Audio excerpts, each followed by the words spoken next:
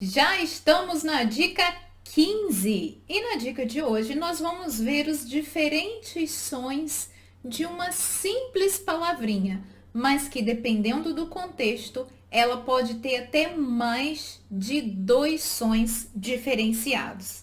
E aí, se você não entende, se você não sabe disso, quando você ouve o inglês falado, pode ficar perdido. Então se liga que hoje nós vamos falar de you e dos diferentes sons que essa palavrinha tem. Acompanha comigo aqui na tela. You pode ter simplesmente o som de ya, ya, ou ainda simplesmente o som do y, i, i.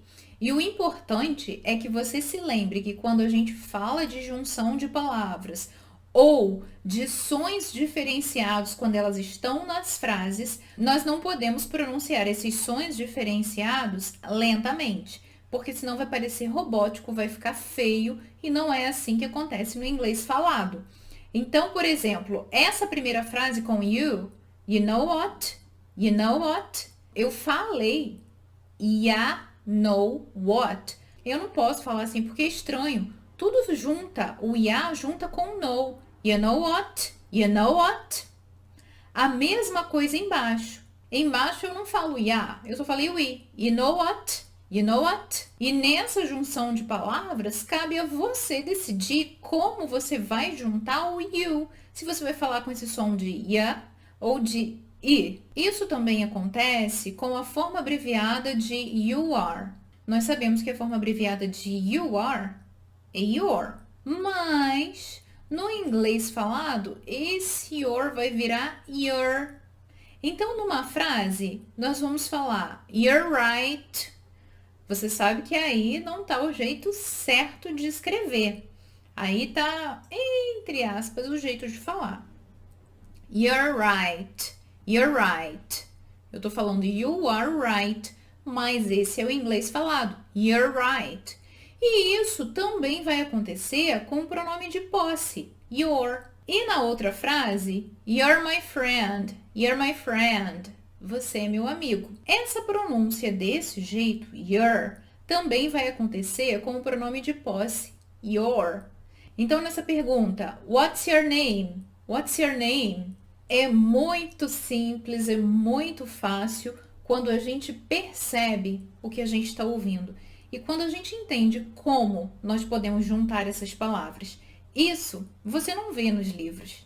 Agora, nós vamos falar do som que you vai ter se antes do you vier um T ou um D.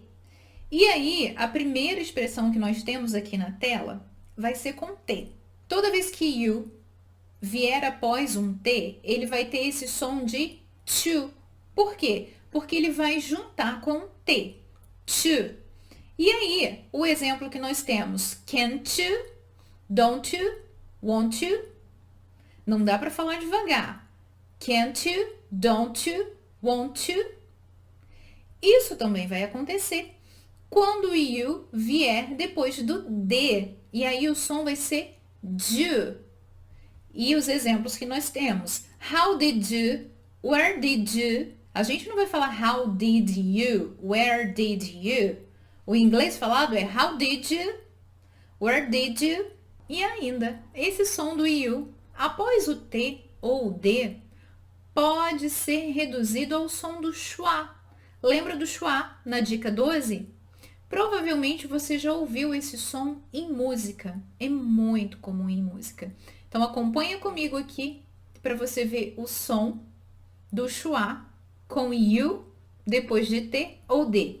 Então um T e logo depois desse T, you, nós vamos falar cha. Exemplo, don't you know? Não é muito forçado, não é muito aberto. Tá vendo que num discurso ele vem veloz e num ritmo. Don't you know? A mesma coisa vai acontecer quando o you vem após o D. O som é ja. Exemplo, where did ja? Ou simplesmente, where ja? Where ja? Where did ja? Where ja? Parece um outro idioma, mas é assim. Where'd you go? Where'd you go? Onde você foi? Agora, dando sequência, vamos ver como fica o som de your, abreviação de you are, ou your, pronome de posse, quando eles aparecem depois do T ou do D. Olha essa frase. I made your favorite cake. I made your. A escrita é I made your favorite cake. I made your favorite cake. Simples e mais fácil, concorda? Outra frase. I know that you're busy. I know that you're busy. Aí está escrito that you're, mas na fala that you're. Agora, nessa segunda frase aqui, nós temos uma observação.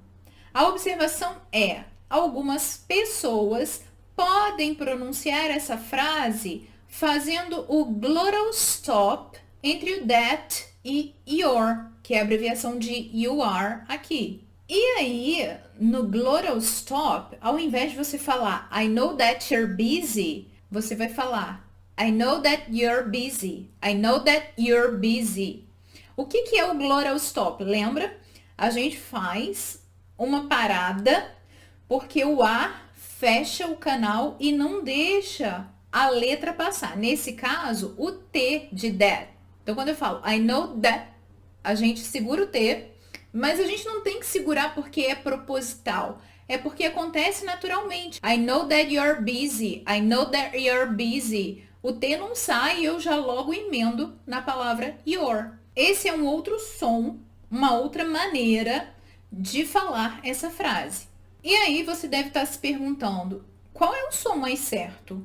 I know that you're busy ou I know that you're busy. Qual é a certa? Depende de quem fala, mas as duas fazem parte do inglês falado. Não tá nos livros. Vou falar umas frases aqui agora e quero que você tente entender o que eu estou falando. What's your address? Essa é fácil, né? What's your address? Your vira your. What's your? What's your address? Segunda, what you say? What you say? What did you say? What you say? Can't you text me? Can't you text me? Can't you text me? Fica can't you. Can't you text me? E a última, don't you have a smartphone? Don't you have a smartphone? Don't you have a smartphone? É provável que algumas dessas abreviações sonoras você já deve estar familiarizado, mas com certeza uma ou pelo menos duas você ainda não sabia. Agora você já sabe para usar no seu inglês falado. Dica 16 chegando e a gente está quase no fim dessa série de 20 dicas falando inglês do mundo real. See ya!